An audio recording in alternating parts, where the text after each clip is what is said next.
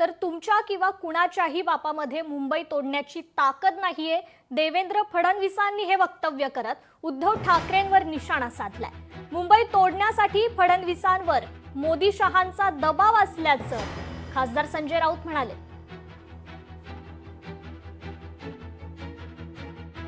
आता महानगरपालिकेच्या निवडणुका जवळ आल्या आहेत, जिल्हा परिषदेच्या निवडणुका जवळ आल्या आहेत, पंचायत समिती नगरपालिकेच्या निवडणुका जवळ आल्या आहेत। आता आशिष शेलारजी पुन्हा एकदा भाषण सुरू होतील। महाराष्ट्रापासून मुंबईला तोडण्याचा कट सुरू झालेला आहे, अशा प्रकारची भाषण आता पुन्हा ऐकायला मिळतील। मी त्यांना सांगू इच्छितो, तुमच्या मध्येही ताकद नाही आणि कोणाच्या बापातही ताकद नाही की मुंबईला महाराष्ट्रापासून वेगळं करतील।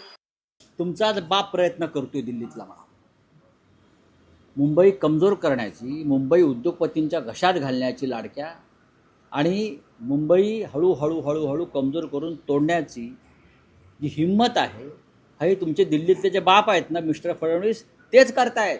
चोराच्या मनात चांदणं ही जी म्हण आहे ना, ही तीच आहे। फडणवीसांना स्वप्नात सुद्धा मुंबई तुटलेली दिसते, कारण त्यांनी तोडायची आहे, त्यांच्यावर दबाव आहे नरेंद्र मोदी आणि अमित शहांचा। बरोबर ना? त्यांना विचारा, मी म्हणतोय ते बरोबरच आहे।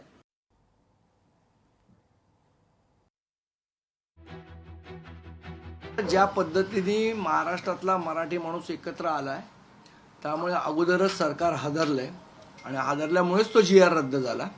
मराठी माणसाची एकजूट होते, याच्यामुळे राष्ट्रीय पक्ष सगळेच हे भयभीत झालेत, त्यांच्या पायाखालची वारूळ सरकली आहे।